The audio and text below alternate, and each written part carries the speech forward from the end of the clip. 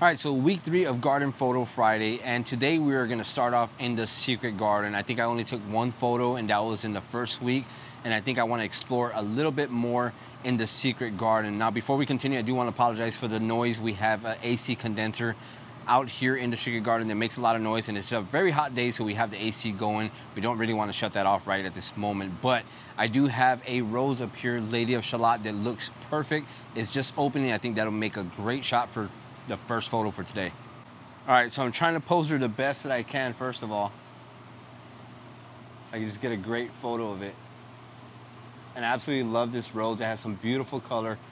Took plenty of photos when we first started to bloom, and it just absolutely looked wonderful. But I'm gonna try to get a nice photo of this one because I think it's a wonderful rose, and it will make for a great photo, especially with the light back here.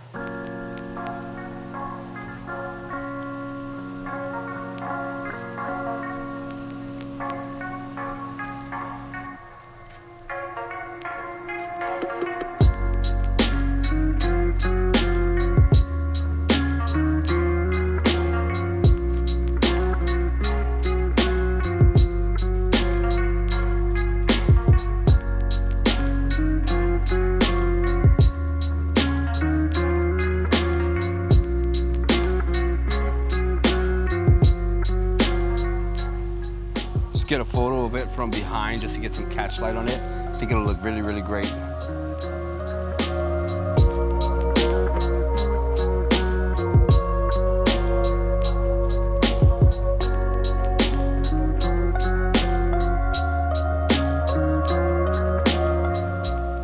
All right, so I cut a couple different scenarios of lighting on that. Hopefully we get a nice one out of that. I think we're definitely going to, though.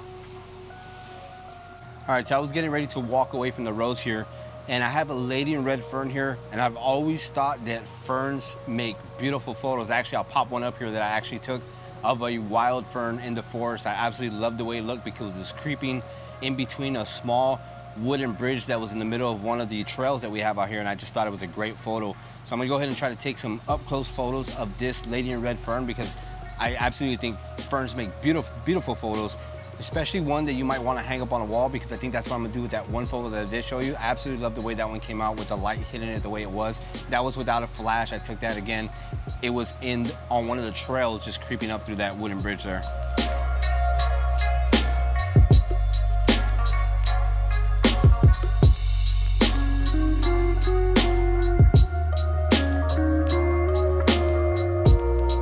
All right, so I was trying to look for some new growth on this fern because the fronds absolutely are wonderful to take photos of.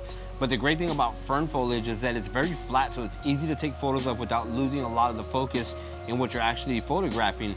And I'm gonna take a photo of the back of the fern leaf because I think it's very, very unique. Some of the ferns have very bumpy backing, some of them don't. Some of them have dark color, light color. This one has almost a light color that contrasts perfectly with that green. So let's get a photo of one of the back of these ferns.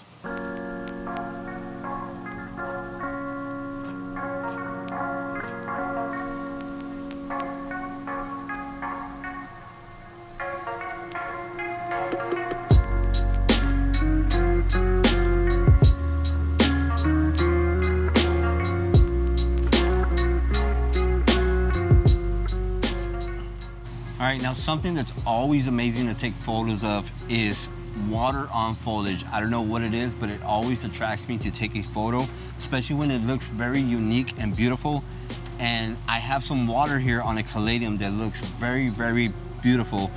My only challenge is trying to move some of this foliage without knocking this water down. So I'm gonna be very, very careful to do this because I don't wanna lose those water drops on there. There's plenty of them all over the place. But there's one in particular that's very, very huge. A bunch of water drops have already collected there, and it's just giving off some great refractive light on there. So I want to take a photo of that to show you guys what that looks like.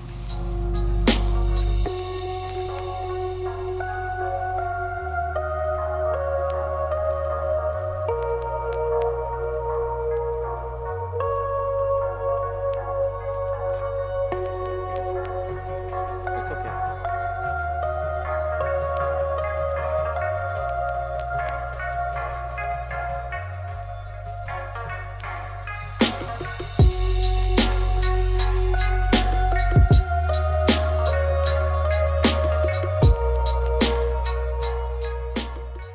All right, so definitely started off strong with 3 great photos, and this water one is absolutely amazing. I love taking photos, like I said, of water on foliage because it just always makes for a great subject.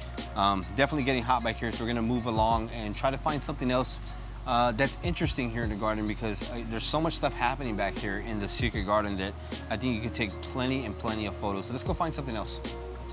All right, so we're leaving the secret garden and heading to the outside because it's getting a little bit warmer here. I think we can find some other stuff out here that's a bit more interesting right now. All right, so just out of curiosity, we're gonna take a photo of a newly formed and newly growing tomato because for some reason, I love green tomatoes. They look amazing when they're starting to grow and not quite red yet. And this one's particularly small. It's starting to put on some tomatoes.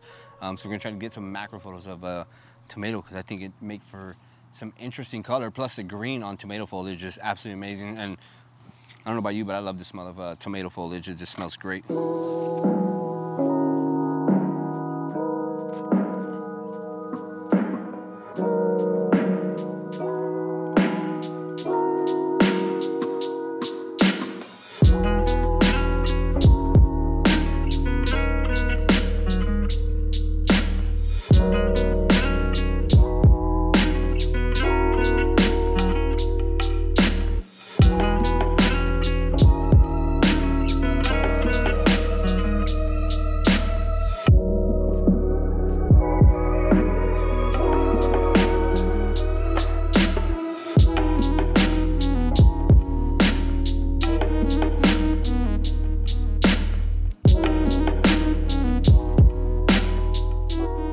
Then a tomato flower, just because there's some growing right there, and those are the ones gonna start some new tomatoes soon. So let's see what else. I've got Amberlynn here in the garden with me, trying to find other things that are interesting here, because everything's very, very interesting, but I try to get a lot from her perspective and try to take photos of what she thinks would look very, very interesting. So it's a combination of both of us, what we're looking for in the garden. So let's go see what she's up to.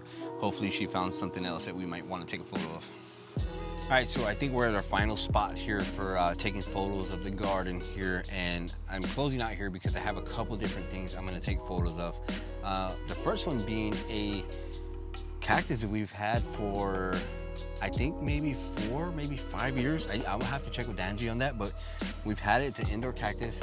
Angie and the kids have dubbed it Grandpa Cactus, and it's very fuzzy, so we're gonna take some photos of it and see how it looks, because it kind of looks like cotton when you get really, really close. And then we have some other stuff here, some of these perennials that we planted in this container that have some nice little flowers that we're gonna go ahead and take photos of on that there.